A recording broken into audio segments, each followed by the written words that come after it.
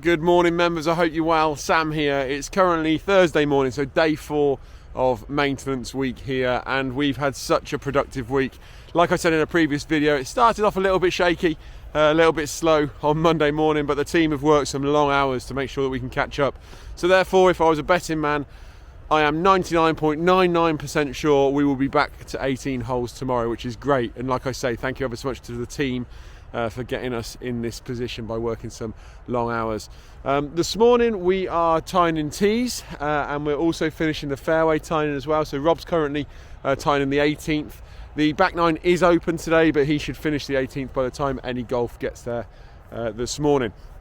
So like I say, we're tying in tees. So Paul is currently down on the 5th tee.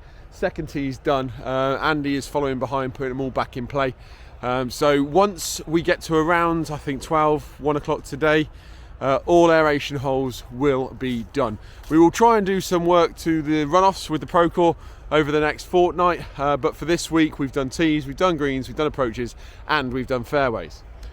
Now this morning I've got Tom, our spray tech. He's out spraying fairways with a wetting agent.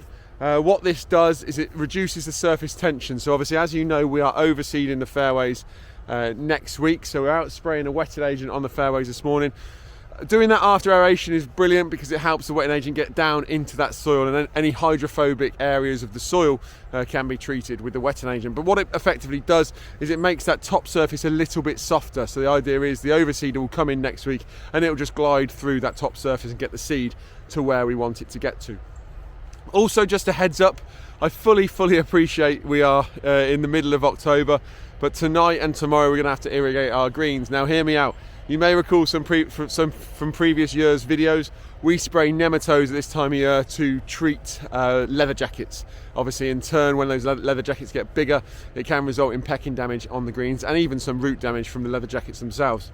So this time of year, with soil temperatures still good, we spray nematodes. Now there's lots and lots of things that we need to consider. Tom has to, believe it or not, warm the nematodes up before he puts them in the spray tank.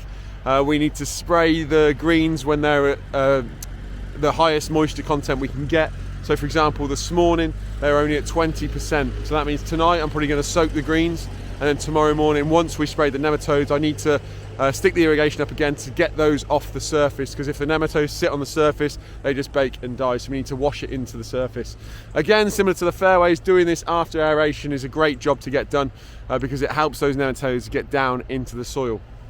With this mix as well, we're also spraying an insecticide called Acelepryn. We've used this before, and what this does is it creates a film in that sort of top 5 centimetres, top 3 to 5 centimetres, where the leather jackets then can't come up. So this is almost like a two-pronged attack.